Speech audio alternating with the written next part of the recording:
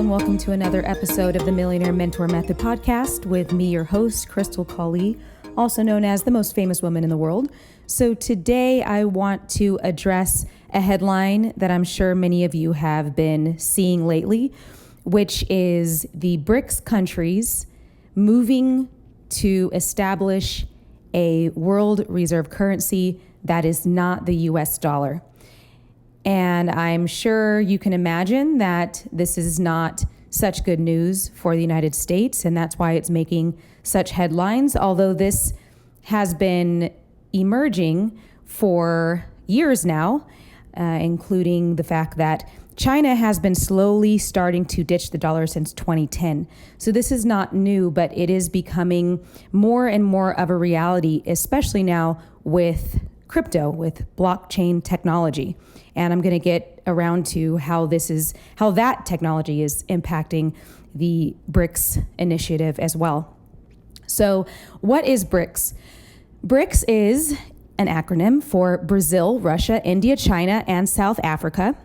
And it originally was not formally recognized as an organization, but now it is formally recognized as what's called an intergovernmental organization.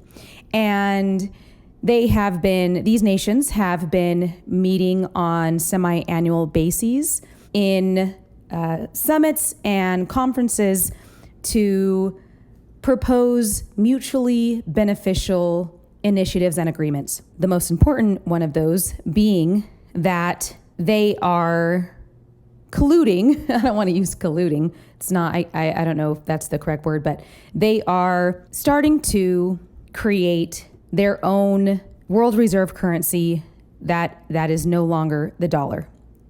So just a little bit of background. The US dollar has been the world's reserve currency since 1944. And this was with the Bretton Woods Agreement, which was after World War II. So prior to 1944, the US dollar was not the world's reserve currency. And what is a reserve currency? Just to educate ourselves a little bit.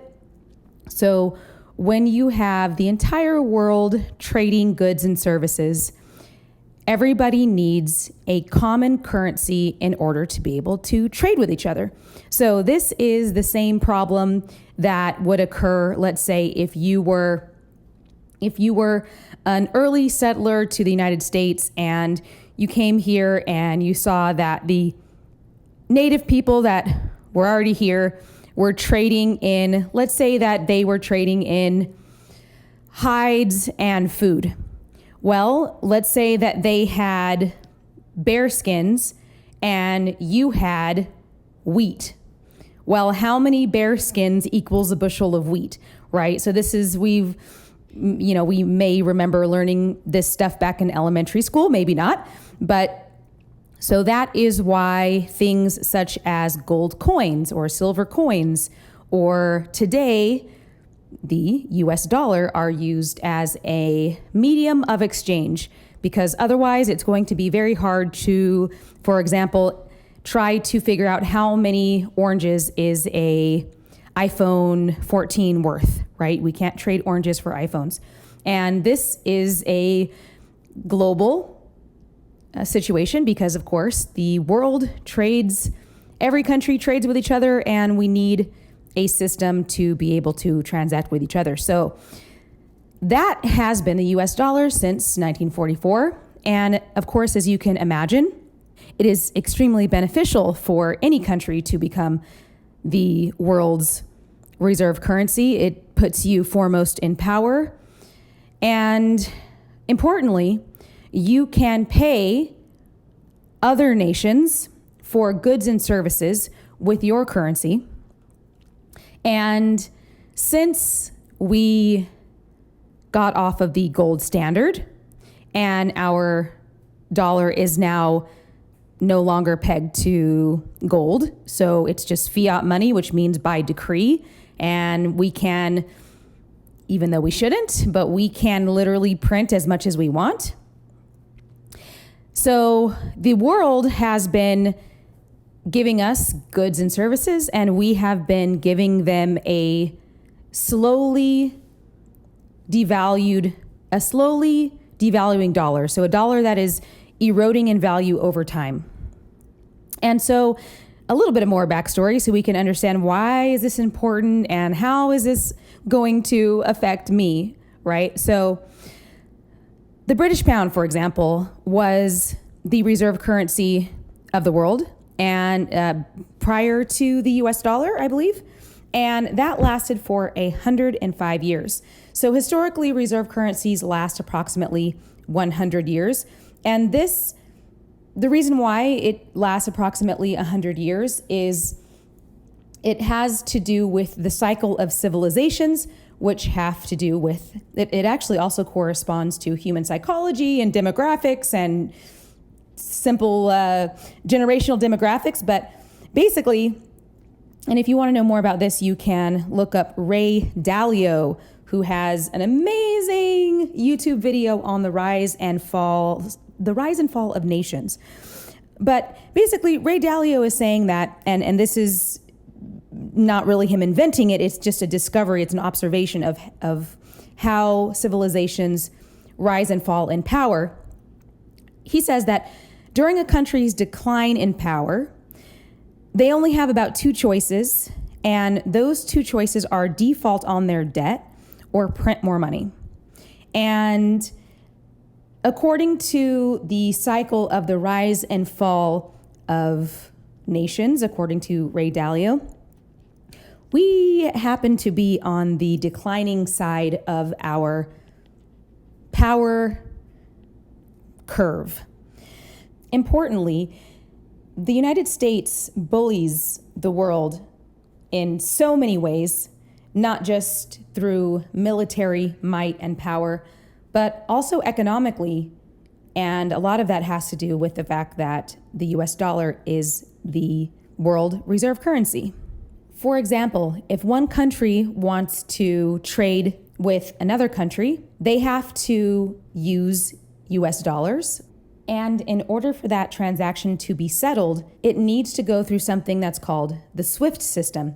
And to make it very simple for all of us to understand, the SWIFT system is controlled by the United States, and this is the gatekeeper of settling transactions across the world. And you can see an example of the United States bullying tactics with what happened in Russia when the United States imposed sanctions on Russia by removing their ability to access the SWIFT system. But what did Putin do in this case? He went around it by doing such things as trading in gold. So as it stands today, BRICS and many other countries are finding ways to sidestep having to trade in US dollars. Other countries are saying enough of the bullying, and other countries want a global reserve currency that is pegged to a real commodity, such as gold. And additionally, when we experience inflation, other countries suffer as well because of their reliance on the US dollar. Besides Brazil, Russia, India, China, and South Africa, there are tons of other countries applying for membership into BRICS. These are countries such as Argentina, Nicaragua, Algeria, Iran, the United Arab Emirates, Afghanistan, and many, many others. As of today, approximately 80% of the world's population is coming together in a mutually beneficial way to get out of having to trade and transact in US dollars.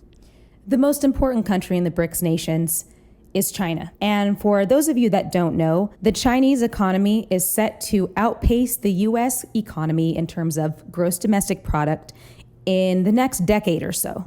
And this is where I said crypto and blockchain technology is playing a pivotal role in this shift in the world. So the Chinese digital yuan may be the next world reserve currency, and that is essentially a crypto token that will be based on a distributed ledger.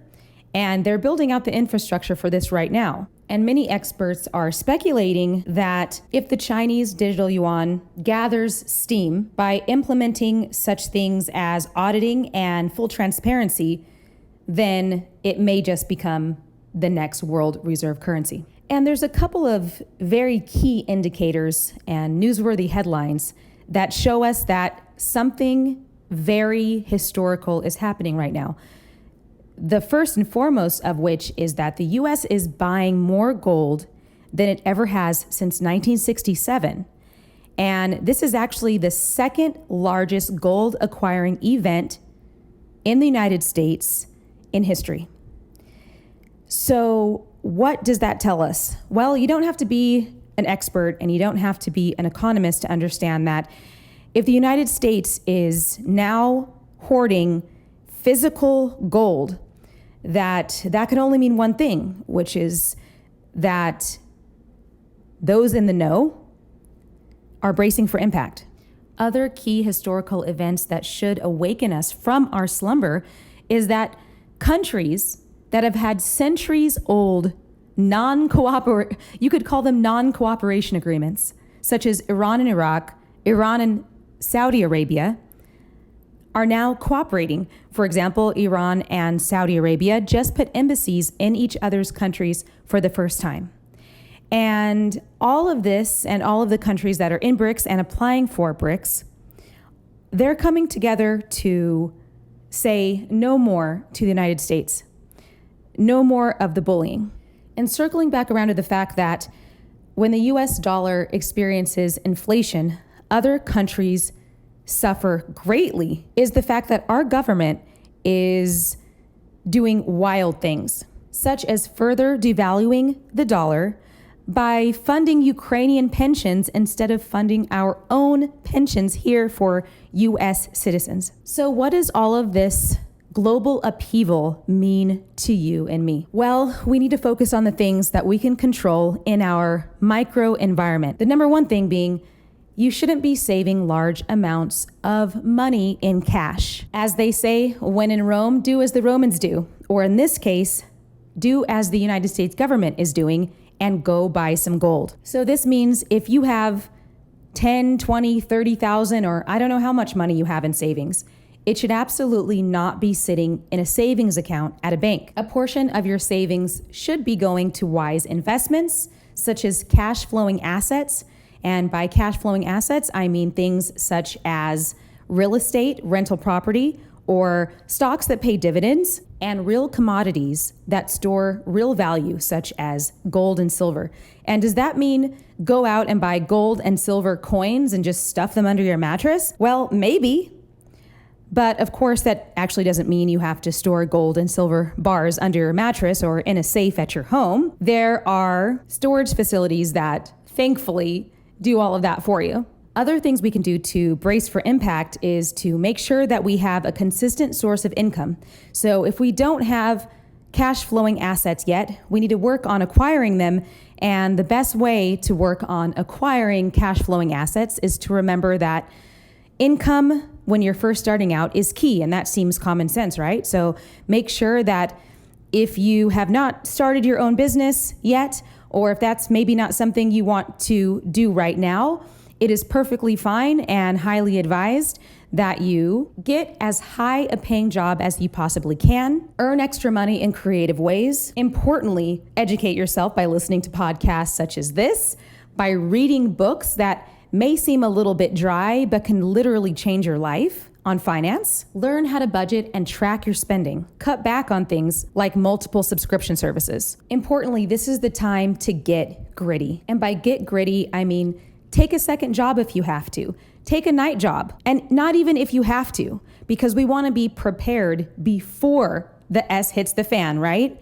And so I don't know if it's going to or if it is not, but what I do know is the warning signs are all there. Our dollars are not going nearly as far as they used to. There's massive layoffs all over the country. It's harder than ever to get high-paying work, and interest rates are rising on top of all of that. So as they used to say, now is the time to batten down the hatches, get educated, and get ready. Thanks so much, guys. This episode was intense, and I really appreciate you guys staying with me on this. And I'm going to be following this closely and updating you guys in the best possible way that I can and try to give you guys advice on how to prepare before everyone else. And as always, if you found this podcast helpful, please go visit our website at millionairementormethod.com. We're building an amazing community of people just like you and me, go-getters, strivers, entrepreneurs, people who want to get out of the rat race, people who want to learn and support each other. Our community is based on the absolutely priceless mentor-mentee relationship. And we are attempting to build these relationships for a lifetime, not just a one and done type of thing. So when you join the mentor community, we are attempting to match mentors and mentees in a mutual beneficial relationship that can last the course of a lifetime. A lot of our value that we give is absolutely free because for me as a female entrepreneur, and especially when I was in my 20s and no one believed in me and I had no support and I had no community and I had no network, I really could have benefited from something like this. And that is why I'm building this right now. And I'm building this so that we can lean on other people like us. Maybe your family doesn't support you. Maybe you don't have a lot of friends that understand your ambition. Maybe you don't have the type of friends that give you good financial advice. All of those things can be found in our community, and it takes you and me to build it. So please do visit the website. Again, that's millionairementormethod.com. My name is Krystal Kali, and you can find me at my funny new domain, which is themostfamouswomanintheworld.com.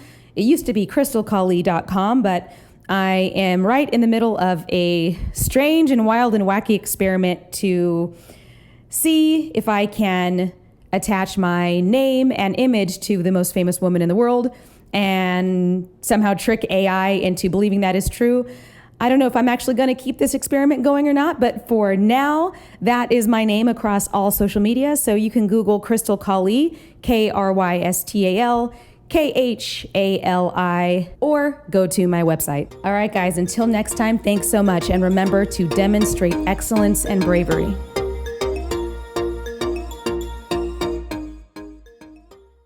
The information provided in this podcast is for educational and entertainment purposes only and should not be construed as financial advice, investment advice, or medical advice. The host is not a financial advisor nor a medical doctor or licensed therapist. Any financial or medical decisions made based on the information in this podcast are made at the listener's own risk. It is recommended that listeners consult with licensed professionals such as CPAs, financial advisors, and licensed physicians before making any investment or medical decisions. The host and creators of this podcast accept no responsibility or liability for any loss or damages incurred as a result of the information provided in this podcast.